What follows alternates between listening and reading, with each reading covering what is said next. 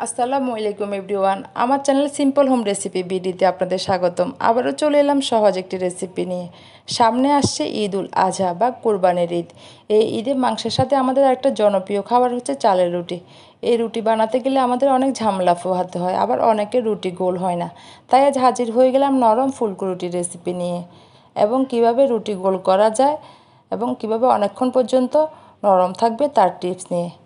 রান্নার ব্যাপারে যারা একেবারে নতুন, আশা করছি রেসিপিটি তাদের উপকারে আসবে। আশা করছি ভিডিওটি শেষ পর্যন্ত দেখবেন, কারণ এখানে অনেক টিপস দেওয়া আছে। এখন আমি চলে যাচ্ছি রুটির কাইতরিতে। চুলে একটা প্যান বসিয়ে দিয়েছি, আর এর মধ্যে দিয়ে দিচ্ছি 3 কাপ পানি। আমি এই কাপ দিয়ে মেপে 3 কাপ পানি দিয়েছি। পানিটা মেপে দিলে আপনাদের কাইটা তৈরি করতে সুবিধা হবে।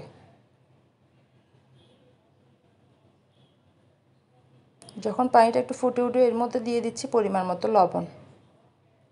লবণটাকে দিয়ে ভালো করে পানির সাথে মিশিয়ে নিচ্ছি। যখন পানিটা একদম টকবক করে ফুটে উঠবে, এর মধ্যে দিয়ে দিচ্ছি 2 কাপ চালের গুঁড়ি। আমি যে কাপ দিয়ে পানি মেপেছি ওই কাপ দিয়ে 2 কাপ চালের গুঁড়ি দিয়ে দিচ্ছি।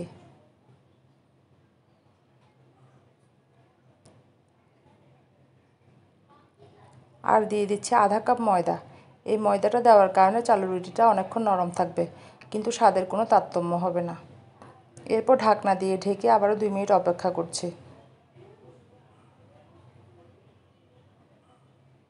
2 মিনিট পর ঢাকনা উঠিয়ে এটাকে ভালো করে মিশিয়ে নিচ্ছি পানির সাথে। আরও ঢাকনা দিয়ে ঢেকে 5 মিনিট অপেক্ষা করছি, আর চুলাটাকে বন্ধ করে দিচ্ছি। এই 5 মিনিটে আমার কাইটা সিদ্ধ হয়ে যাবে।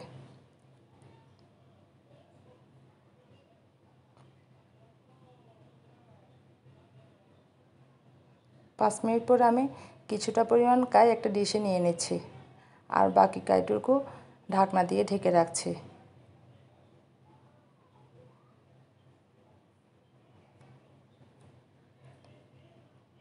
একটু ছড়িয়ে দিচ্ছি যাতে করে ঠান্ডা হয়ে যায়। যখন একটু ঠান্ডা হয়ে যাবে, এটাকে আমি হাত দিয়ে ভালো করে মথে নিচ্ছি।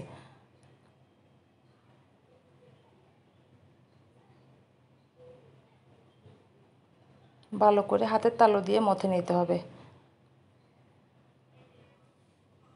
হাতে একটু পানি নিয়ে তারপর আস্তে আস্তে মথে নিতে হবে।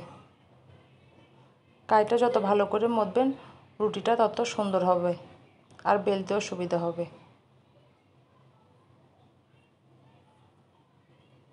এভাবে করে আমি সবগুলো কাই মথে নিচ্ছি। আমার কাইটা মথা হয়ে গিয়েছে। এখন আমি চলে যাচ্ছি রুটি বেলতে। আমি কিছুটা পরিমাণ কাই নিয়ে নিয়েছি, উপর থেকে কিছুটা পরিমাণ চালের গুঁড়ি ছড়িয়ে দিয়েছি। এরপর রুটিটাকে বেলে নিচ্ছি।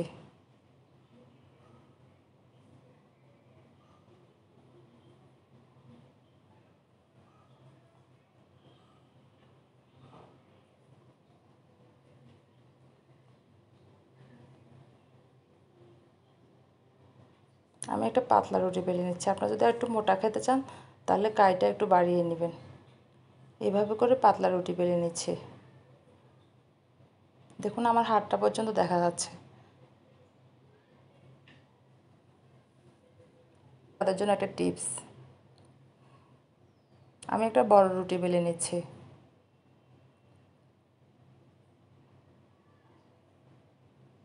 এরপর এরকম পুডিংয়ের বাটি দিয়ে এটাকে কেটে নিচ্ছি, বা রাউন্ড শেপের কোনো কিছু দিয়ে কেটে নিলেই হবে।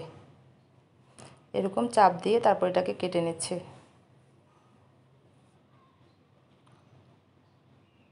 এই অংশগুলো দিয়ে আমি আবারও রুটি তৈরি করে নেব।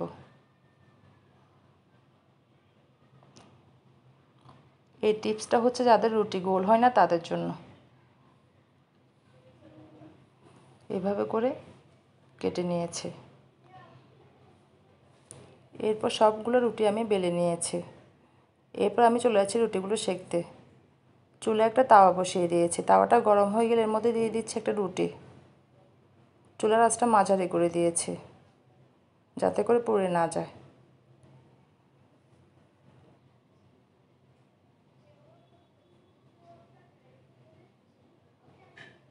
আপনাদের বোঝার সুবিধার্থে আমি একদম আনকাট রেখেছি।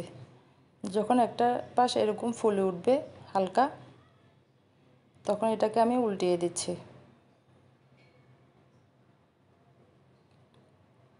এরপর দেখুন এটা নিজে নিজে ফুলে উঠছে, এটাকে কোনো চাপ দিতে হচ্ছে না। এখন এটাকে আমি নামিয়ে নিচ্ছি।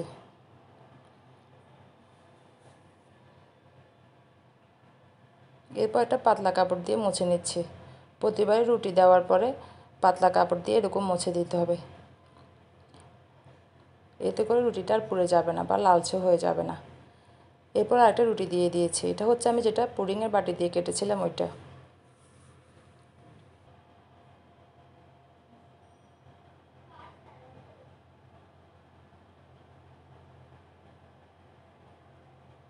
এটারও একটা ফিট যখন ফুলে উঠবে এটাকে আমি উল্টিয়ে দিচ্ছি।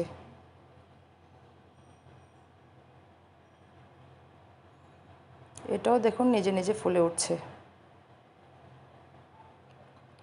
এটাকেও আমি নামিয়ে নিচ্ছি, আবারও মুছে নিচ্ছি, আবারও একটা রুটি দিয়ে দিচ্ছি। এখানেও একটা টিপস দিয়ে দিচ্ছি, এটা হচ্ছে যাদের রুটি ফুলে না তাদের জন্য।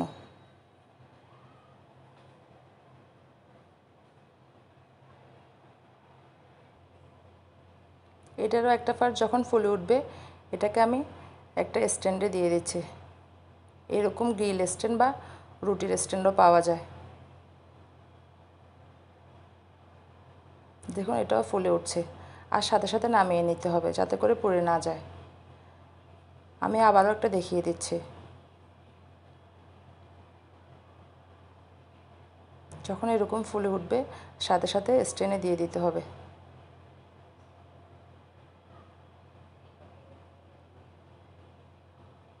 দেখুন একদম ফুলে উঠছে, এটাকেও নামিয়ে নিচ্ছি। এভাবে করে আমি সবগুলো রুটি তৈরি করে নিয়েছি। একটা রুটি আমি আপনাদেরকে ছিঁড়ে দেখাচ্ছি, যে দেখুন ভিতরে একদম পকেটের মতো হয়েছে। আর এভাবে করে সংরক্ষণ করে রাখবেন, একটা বক্সে ভরে এরকম পাতলা কাপড় দিয়ে ঢেকে রাখবেন, এতে করে রুটিটা অনেকক্ষণ পর্যন্ত নরম থাকবে।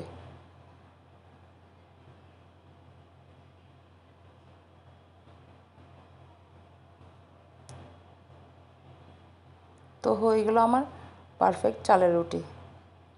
এই রুটিটা আপনারা যে কোনো কিছু দিয়ে খেতে পারবেন, গরুর মাংস, মুরগির মাংস, খাসির মাংস বা যে কোনো হালুয়া দিয়েও খেতেও ভালো লাগে। আমি আজকে এটাকে মুরগির মাংস দিয়ে পরিবেশন করেছি। যদি রেসিপিটি ভালো লেগে থাকে তাহলে একটা লাইক দিবেন, শেয়ার করবেন ফ্রেন্ডস অ্যান্ড ফ্যামিলির সাথে, আর আমার চ্যানেলটি সাবস্ক্রাইব করে আমার পাশে থাকবেন।